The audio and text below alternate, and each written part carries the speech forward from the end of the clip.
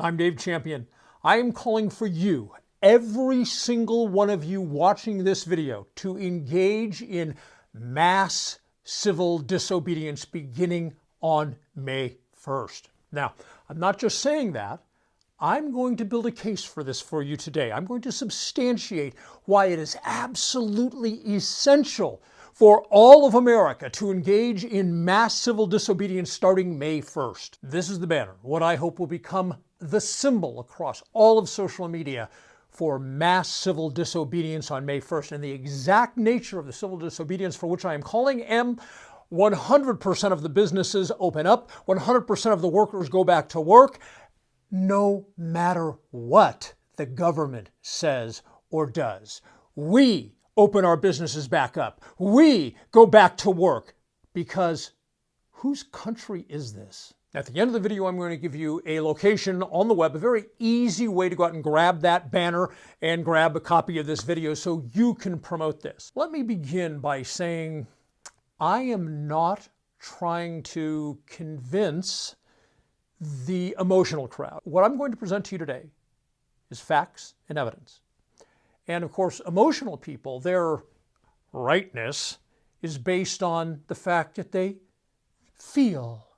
So the fact that their rightness comes from feelings means that facts are irrelevant. I'm not trying to convince them. I want to be very clear about that. If you're one of those people, you can just tune out right now. However, for the rest of you who are fact-based and evidence-based and do not want your nation and your business and your lives and your home destroyed, listen up. Before I get rolling in earnest, I need to tell you right now that you, not me, you need to spread this message everywhere. If you agree with the final conclusions and the evidence and the facts of this presentation, you have to share it everywhere. Don't be worried about what other people are going to think about you. Our nation is at stake. You need to share this and promote this. Why am I putting the burden on you? Because I have learned that the tech giants and the social media giants, such as Facebook and Google and Twitter, they will not allow me. I would spend my own money to promote this to as many people as I possibly can. But I have learned that the big tech giants will not permit me to do that. The minute I say, hey man, I'd like to spend some money so more people can see this, no, we're not going to allow that. And their claim is that videos such as this are harmful. So by the facts, the evidence, and the conclusions, the tech giants have decided this is harmful. That means I can't promote it as I would like. If you support the message of this presentation, it is on you. Do not neglect this message, and I will remind you towards the end of the presentation. One of the things that has truly disgusted me about how this coronavirus episode has been addressed by government and media has been the rampant fear-mongering to create fear well greater than what the facts actually justify. In this presentation, you're going to hear some things which are, or should be to any rational person, bone-chilling. But that's on an intellectual basis. If you look at these facts, you're going to say, we have a big, big problem the way we're going. However, I want to be very clear. I'm not trying to share those facts to create fear. I'm sharing the facts to create awareness. To begin with, let's briefly touch upon the concept of flattening the curve. We all know the purpose of flattening the curve was so that the medical community would not be overwhelmed and would not have to tell people who needed medical care, I'm sorry, we have no more beds, we have no more resources, we have no more personnel, we can't provide you that medical care. Having said that, there's been a transition in the thoughts of the American public. The American public has somehow, oddly, perceived that flattening the curve is a long-term, hell, semi-permanent solution. And first of all, it's none of those things. It's not to be used long-term, and it sure as hell isn't a solution at all. It was a specific tool for a specific moment in time. We have done that. That tool has been used effectively. We're done with that. For those who may have missed the reality, the fact that with this COVID-19 infection outbreak, there is no way to stop it. I think a lot of people imagine here in the 21st century, we can wave some sort of magic technology wand or to take some other course of action, and we can stop an infectious disease. We can stop a contagion dead in its tracks. We can't. We can take a course that's relatively correct, the best we can do given a bad situation, or we can take a disastrous direction. Thus far, our politicians have taken us in a disastrous direction, and the disaster is about this far from occurring, and we need to take back our country right now. What are the consequences of allowing the government to continue doing its thing, even though it is driving us at 100 and some odd miles an hour straight towards the edge of a cliff, from which there is not going to be any recovery, at least any time that matters in our lifetime? Economist Stephen Moore says that if we do not reopen our economy by May 1st, we are going to reach a tipping point from which we cannot recover, where we will end up in an economic condition as bad or worse than the Great Depression, and it will last years, probably a decade. And what that means in a practical sense is if you're anyone other than the 1%, you're going to be living in poverty for the next decade, and the middle class will be completely eradicated if we allow the government to keep calling the shots. If we allow government to continue to call the shots, this is going to go on for a very, very, very long time with completely disastrous, unrecoverable results. Let me share with you a couple of the words of Governor Cuomo of New York that illustrates exactly what the mentality, the viewpoint is, the outlook of that ilk. Cuomo says, quote, "Step by step, evaluating data at each juncture. And you take one step forward and you see how it works. And then you measure the next step. And no one has done this before." So Cuomo, right there, without giving specifics, he's indicating that his vision for the future is we take a step, a small step, you can bet. We take a small step. And then we spend however much time it takes gathering data. And then we analyze the data. And we see what the outcome of the data is. And if the data permits, in the minds of whoever the hell is evaluating the data, if it permits us, well, then maybe perhaps we take another little tiny step. And then we wait. And we gather data. And we take the data and we give it to analysts. And the analysts, whoever the hell they are, decide whether we can take the next step. Or not, maybe not. Maybe not. Maybe we need to just stop right here where we are. Or maybe we get to take one more little step. This is going to go on for years if we let the government class, the political class, control this. And let me share with you what the International Monetary Fund has said is about to occur if we don't take back control of this event from the government. Many countries face a multi-layered crisis comprising a health shock, domestic economic disruption, plummeting external demands, capital flow reversals, and a collapse in commodity prices. Risks of a worse outcome predominate.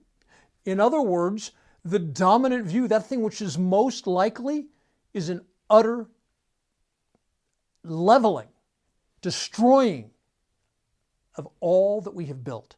That is what is in the cards for us if we let the government continue to control this process. In March, before the business closures and the lockdown set in, retail sales dropped by the largest percentage in the history of those figures being kept, which is a very, very decades, right?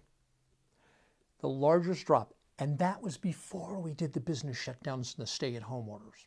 22 million Americans are out of work right now. And that number, 22 million, does not include the millions upon millions upon millions upon millions of people whose hours have been cut. The Wall Street Journal is projecting a second wave of unemployment to hit us anytime, a tidal wave, as a matter of fact. And here's the concept on how that works. When we started these stay-at-home orders and economic shutdowns, a lot of companies, they said, okay, you can work from home. You're not going to work at all. We're going to lay you off. You can come in. We think that your job is important enough that we can keep you on the payroll. I don't like the word essential because who decides what's essential, right? But we'll use it for the sake of this thing. So essential people still had jobs. Essential to who? Not necessarily essential to the government, but essential to business, okay? However, as the economy tanks, remember, that greatest drop in retail sales happened before the consequences of the business shutdown, the stay-at-home orders really kicked in. Okay? So as business completely tanks and drops off, those people the business at one point saw as, well, we better keep them on. Now, it doesn't matter whether they think it's a good idea to keep them on or whether In the prior set of circumstances, it was a good thing to keep them on because now they've got no revenue. They've got no customers. There's no money coming in the door. How are they going to pay these people? So that whole first wave of people who still had jobs, those people are about to become unemployed also. The current figure right now as I'm talking to you is more than 22 million. When this second wave hits, 22 million is going to seem like a walk in the park. Unfortunately, the vast majority of Americans, and that includes people serving in government, have no clue about economics. And it's hard to express this in a way that people who haven't studied economics will grasp. So many things are interconnected that once these things start to fall apart, then these things fall apart. When these things fall apart, these things fall apart. And then when these things fall apart, all of this falls apart. And that is the cliff to which we are accelerating at warp speed. We are heading towards the edge, off the edge, into the abyss of all this I just explained. And there is no recovery from that for years, but we can stop it ourselves on May 1st. You've probably all heard the old adage, give a man a hammer and everything looks like a nail. Well, that's kind of analogous to what's been going on in government because government officials have been talking to people in the government public health community, and that's where they've been getting their information exclusively. Well, their entire construct is what they think is right without regard to any other consequence. They're like, well, we can save a few lives. Okay. And the cost of that is, in an effort to balance the information that is being heard, at least around the White House, they have now empowered the Economic Council. That is intended to feed the president information, such as I'm giving you about the economy, not just information coming from public health officials. How myopic! You do not face a crisis by listening to one group. You face a crisis by listening to all the stakeholders. That is what has not been happening in government. I want to point out that we normally have a nation where we have representative government. We elect people who go to the legislatures and they represent us. I want to be very clear, that is at this moment in time completely dead. We are being dictated to, and what is being dictated to us is going to destroy us. Even in the White House's Economic Council is supposed to be advising the president on the economic side of the consequences of listening only to the public health officials. There have been statements by people in the Economic Council that testing is the key to reopening. In other words, unless we have extensive testing, we can't reopen. And that brings us to the subject of a realistic rubber meets the road evaluation of testing. If you buy into the concept that we need to have mass testing in order to reopen our society, I have bad news for you.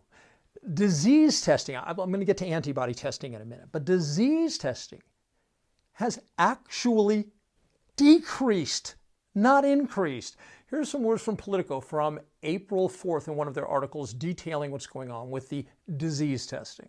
The number of coronavirus tests analyzed each day by commercial labs in the United States plummeted more than 30% over the past week. Actual testing is going in the wrong direction by as much as 30%. How the hell then can you tie opening the economy to testing? Even New York Governor Cuomo, who I disagree with on most of the information he puts out, says that if we're keying opening the economy to testing, we're in trouble. Here's what he said. The more testing, the more open the economy. But there's not enough national capacity to do this.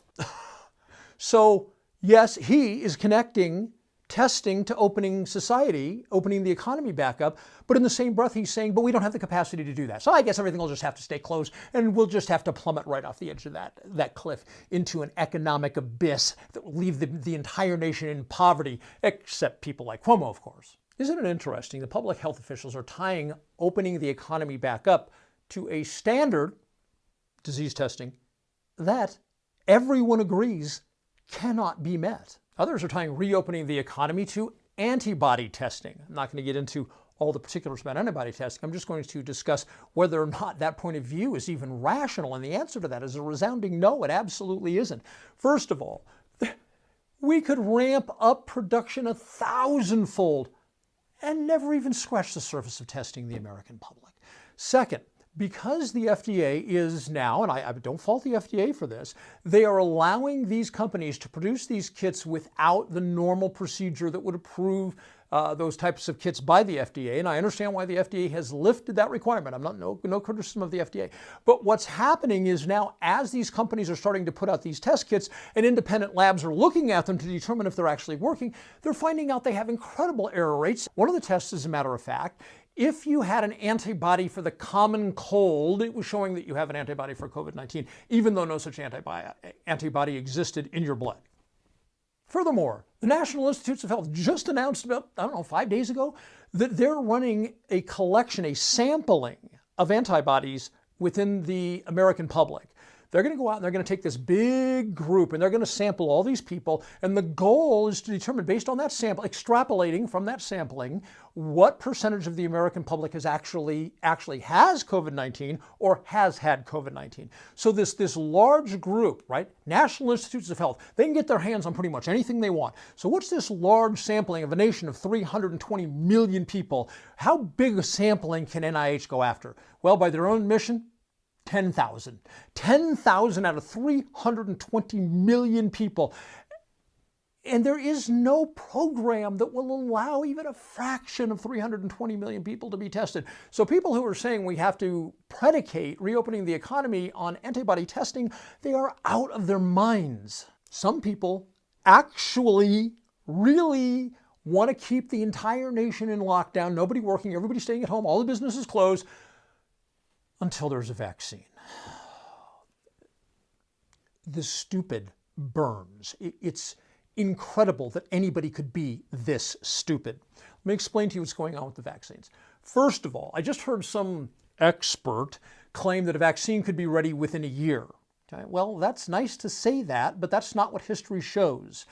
The vaccine that was developed and taken to market, actually given to people out in the population, from the time they decided, yes, let's create this vaccine, until the time that it was considered safe to give to the public, the fastest or shortest period of time in history for a vaccine like that, 4 years.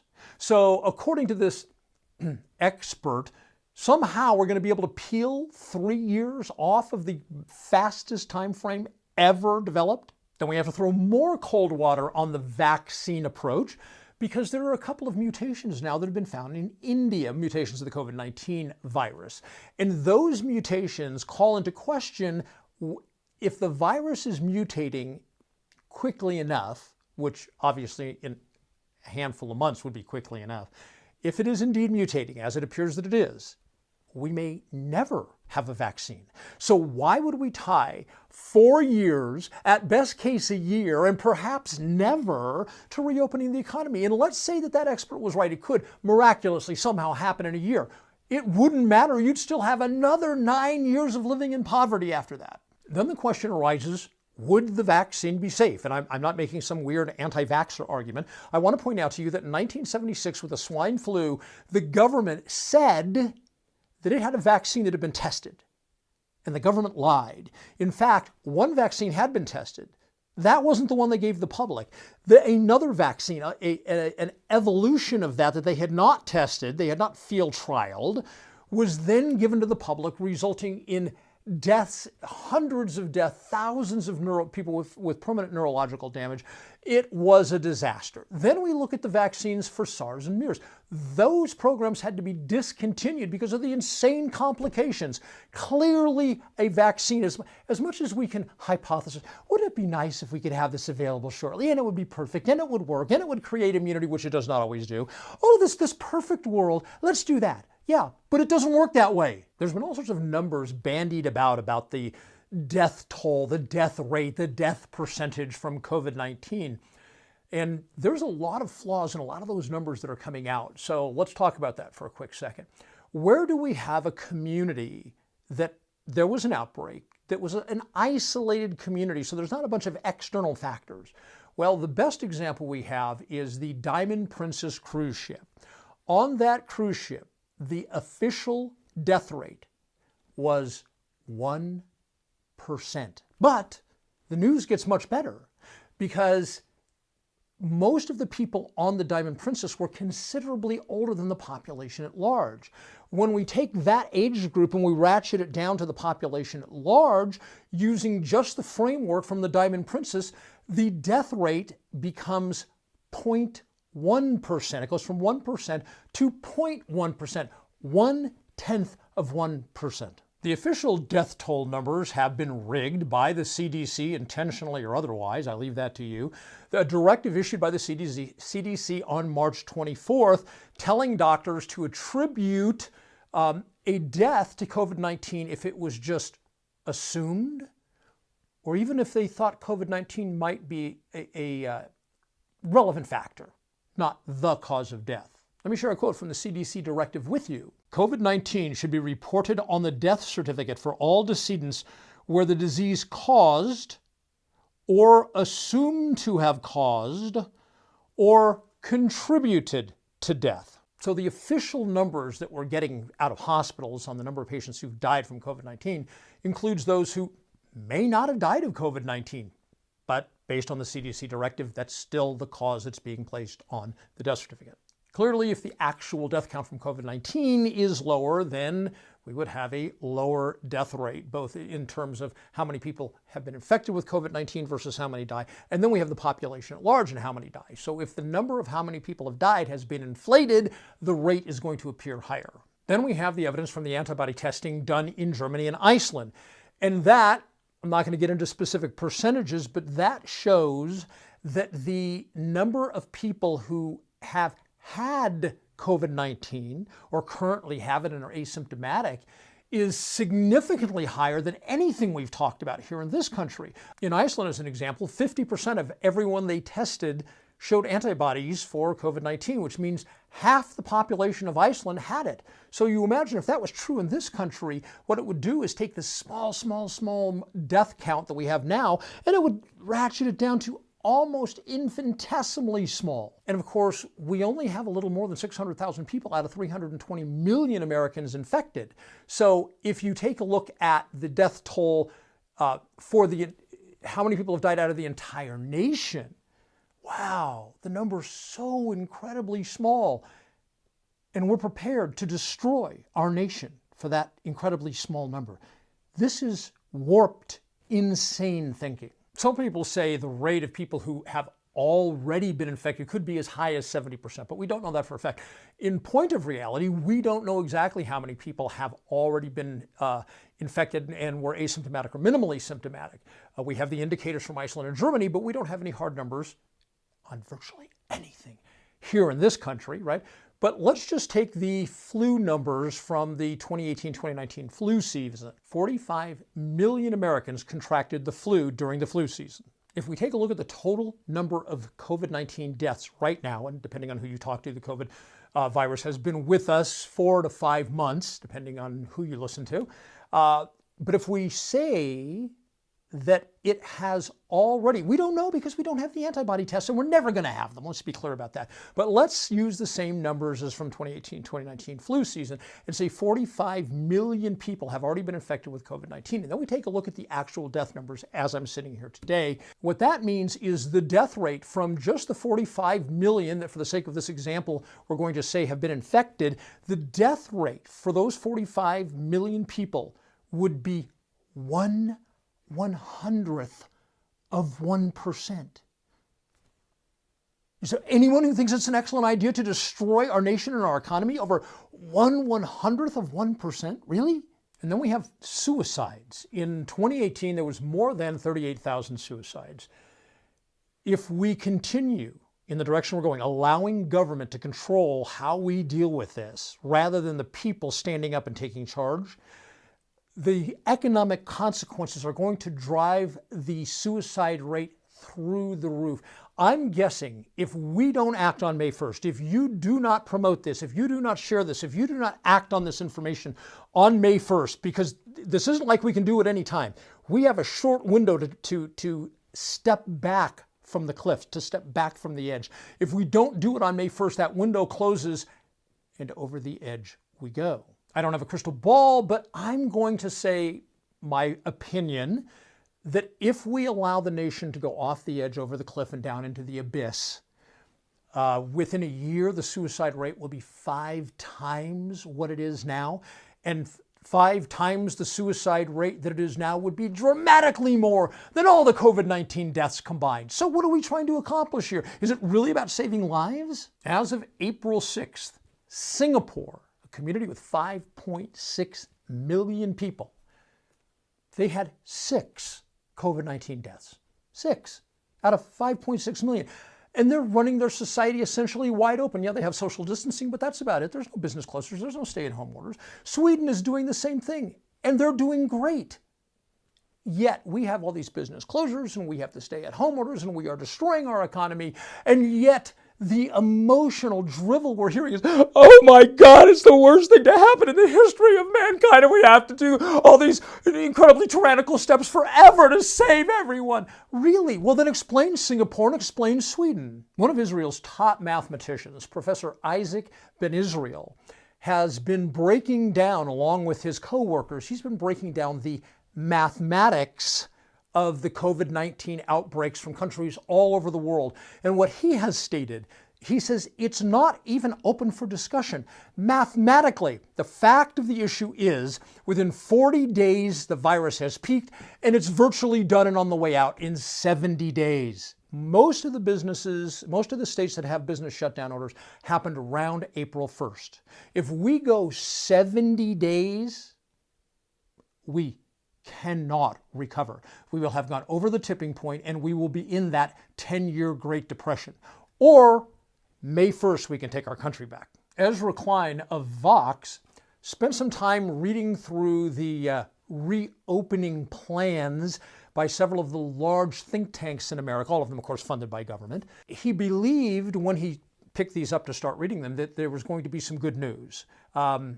And what he found was just the opposite. So after reading these various reports from these various large institutions, which are representing nothing but the government's point of view, they know what side of their bread is buttered, right? It's tax dollars. And so after Ezra was done reading those reports, here's what he found to be an overall statement about the conclusions cumulatively of those various reports. Until there's a vaccine, the United States either needs economically ruinous levels of social distancing, a digital surveillance state of shocking size and scope, or a mass testing apparatus of even more shocking size or intrusiveness. We can let government and these institutions control our destiny, or on May 1st, we can take it back. So am I suggesting then that on May 1st we throw caution to the wind and we just go out and start living our lives as we used to? No, that would be insane. Opening up the economy again, reopening the economy, does not mean being irresponsible. It means having a world that exists, a healthy economic world in which we can all feed ourselves, clothe ourselves, shelter ourselves, pay for basic medical needs and so forth, while we take prudent steps. So I want to be clear that models such as Singapore and Sweden make it abundantly clear that business shutdowns and stay-at-home orders are not necessary to keep the coronavirus in check. And also, since according to the mathematics professor from Israel I just mentioned ago, we're almost out of this thing, okay? Let's not take ourselves off the cliff. Let's not go into the abyss of economic destruction that will probably take a decade to recover from. Let's reopen the economy now while that window is still available and take prudent steps. So what are those prudent steps? Okay, so first of all, this is going to sound pedantic and I apologize for that. Washing of the hands. Washing of the hands more frequently is the single best thing you can do to prevent infections. Secondly, social distancing. Can we reopen businesses in social distance? Of course. There's very few businesses where you need to get really close to people. But let's look at the businesses that are open today. Social distancing is going on wonderfully. I don't know if we would necessarily want a dentist right here in your mouth, but you get the point. The vast majority of businesses can exist and their patrons and employees engaged in social distancing.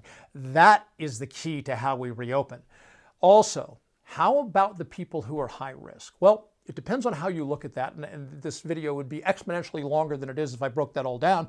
But I will say this, Italy's experience, when we take a look at Italy's numbers, 95% of its deaths were people over 70 with chronic disease, some sort of existing complicating disease. Okay? So what do we want to do about those folks? I think we all, in our hearts, we want to care for the indigent, the elderly. Is there anybody who just doesn't believe in that? But the step is not to destroy our country, to protect this small group up here. What we do is we protect the small group and let the rest of the country get on with their lives. Are there examples of shortcomings in everything I'm talking about? Sure, there are. This is imperfect. We have a contagion, an infectious communicable disease, okay? It kills people, right? But it doesn't need to kill a nation. We can protect the people who are most at risk and open the economy back up and not destroy our nation.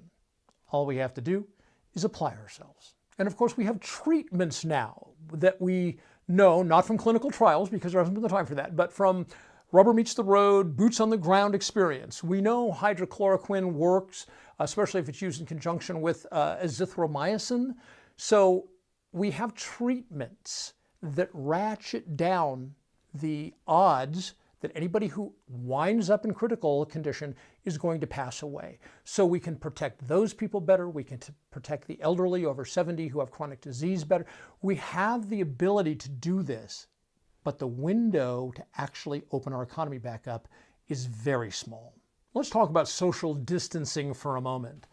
What is the purpose of social distancing? Well, it's got two factors to it. One is to protect yourself, and the other is to protect others, right? So if I'm going to protect myself or I'm going to protect others, what exactly does that mean? Well, in order to understand social distancing correctly, we need to understand how the coronavirus is transmitted. And they run tests in laboratories and they come up with the most insane numbers about how the disease can be transmitted that do not occur in the real world. These are laboratory conditions. So let's talk about the real world.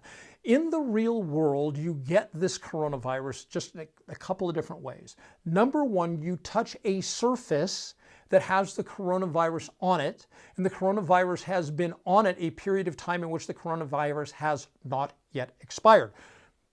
Viruses generally can only exist within a living host. So once it's out of a host and it's on, I don't know, a bowling ball, it has a fixed period of time that it can survive, and then it no longer survives and it can't infect anybody. So touching, that's the first thing.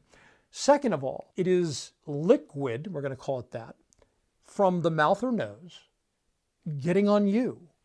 And really, that means somewhere around here. It doesn't mean like getting on your knee, okay? If somebody gets a little coronavirus on your kneecap, it's unlikely you're going to get the coronavirus because that's not an entry point. This is the entry point, okay?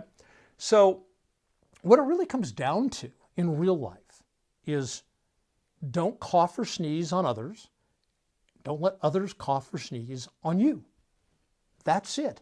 I saw a headline the other day that if somebody sneezes or coughs, the coronavirus can filter through the air and it drops down. It's a particulate, so it's affected by gravity. So it drops down and it gets on your shoes and it lives on your shoes. Okay, the odds are like 1 in a bajillion that that's actually going to happen in your world. But if you have a concern about that, this is really simple. When you sit down to take off your shoes at night or when you get home, take off your shoes, set them off to the side, and go wash your hands. This is not rocket science. We can do this and still have a country left. The experiences of locations such as Singapore and Sweden should confirm to us that staying home is not the answer, because they're not having rampant COVID-19 deaths and people are going about their lives. It doesn't mean they're not social distancing. It doesn't mean they're not acting responsibly. It just means the government has not said all you businesses need to close and all you people have to stay at home, and if you don't, we're going to arrest you and put you in jail. They're not doing that, and they're managing the process. They're managing this outbreak beautifully. We can too. So what about if all of that doesn't convince you that staying home is not the answer, because if you stay home, you can't go back to work, right? That staying home is not the answer. Well, there's 3 universities in Asia, and they took 7,300 highly detailed case records, because if they're not highly detailed, sometimes they don't have all the extraneous factors that they need to look at to parse what is relevant data. So they use 7,300 highly detailed medical records of people with COVID-19. And what they found out was that for every 5 people infected, the odds were overwhelming that 4 of them got infected at home. Out of every 5 infections, only 1 involved somebody who was out and about in the world. The other 4 out of 5, the infections were transmitted in the home. If you think about it, that makes perfect sense. That also means staying home is not the best answer. Whatever anyone thinks about the coronavirus, the COVID-19 disease, no matter how bad they want to play it up in their minds, which is what a lot of these really emotional people are doing. You know, I mean, the numbers they spout, I'm like, are you even living on the same planet I am? But nevertheless, no matter how bad they want to make this thing out to be, it doesn't hold a candle to how horrifically terrible life will be in America if we don't, on May 1st, pull back from the edge, step away, and do not hurtle over the edge into the abyss of economic oblivion. I want to take a moment and speak specifically to you business owners. And by that, I'm specifically meaning the business owners who have obeyed and closed their businesses. I'm going to explain to you why, whether these business closures have been lifted or not, you need to call your employees and you need to reopen your business on May 1st. And I'm going to tell you why. I am a small business person. I understand what it takes to build a business. I don't have a brick and mortar type enterprise today, so I'm not in the same boat as many of you. However, I have lived what you are living right now. And here's the message I want to give you. If you reopen your business, might you take some drama from some government official, some bureaucrat? Yeah, you might. But you have a business left. If you say, well, somebody may come and hand me a notice of violation or put some sort of notice on my front door, if you take that point of view and you don't laugh that off and open your business and have your workers come in and let your customers know you're open for business again, if you do not do that on May 1st, you won't have a business.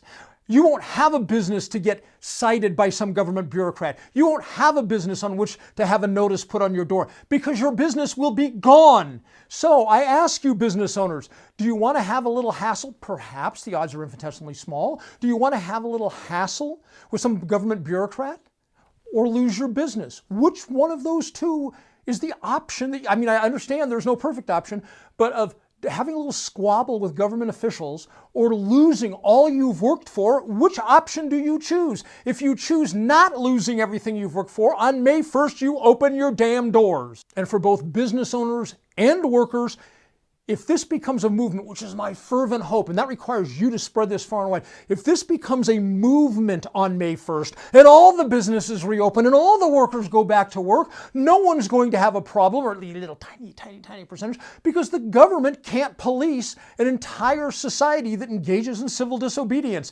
Everybody essentially then becomes immune from government action, which is why everyone needs to open their businesses on May 1st. At the beginning, I told you that I'm going to tell you where to go get that banner that hopefully will serve as a symbol.